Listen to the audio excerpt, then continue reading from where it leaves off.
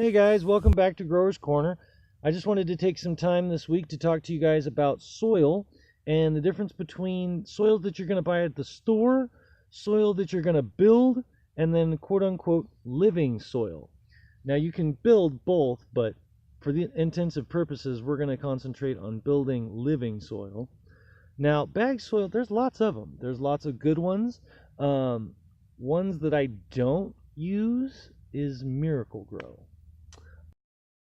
Sorry guys, they may grow great tomatoes, but it's not for your cannabis.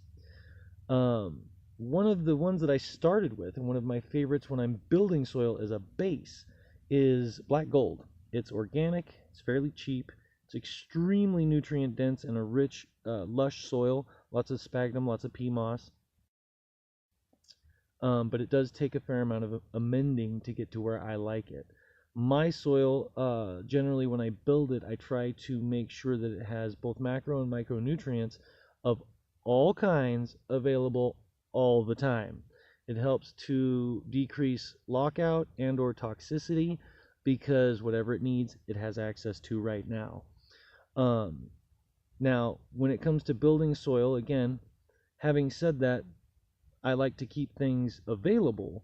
It also is, in a way, building my nutrient schedule, my nutrient feeding into my soil so that I can give them whatever they need or they've used up or whatever right now via a liquid tea or a liquid hydroponic feed.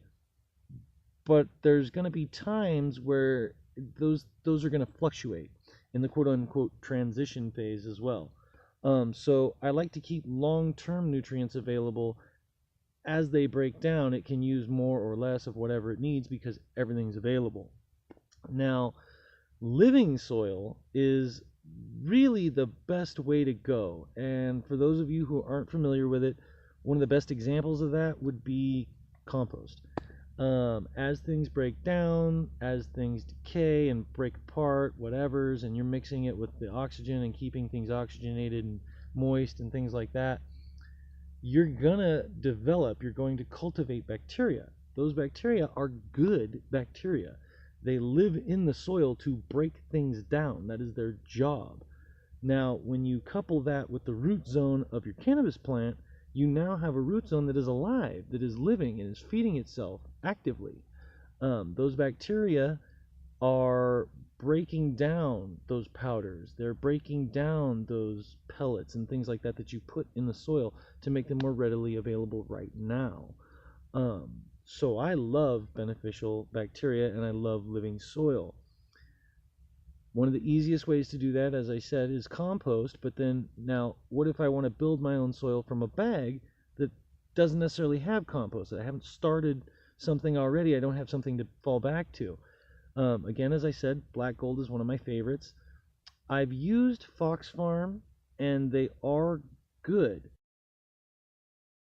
Unfortunately, for a living situation, all of their soil has already been steamed for sanitary purposes.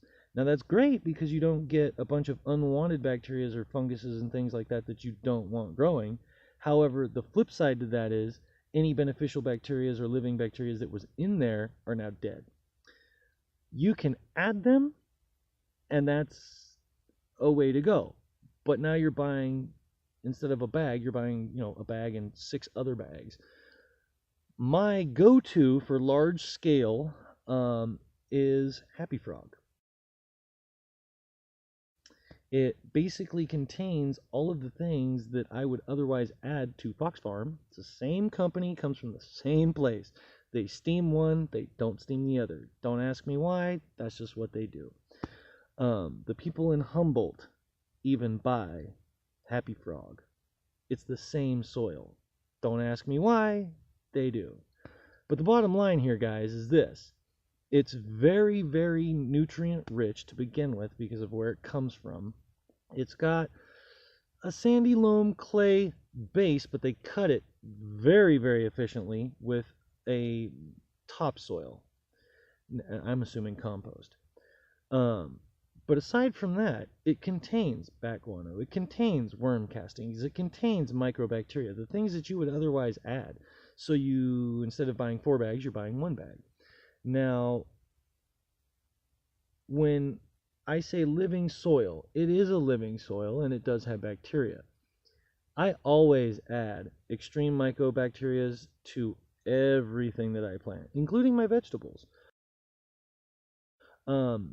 It exponentially increases your root zone growth, so overall plant growth, and it cuts down on the amount of feeding that you need because the bacteria in the root zone itself is feeding itself. So with that, guys, just a few things to keep in mind. Like I said, we have drainage to worry about, water retention to worry about, nutrient content, and then, of course, whether or not you want to go living or non-living. My suggestion, you go living. All right, guys, till next time, this is the Grower's Corner.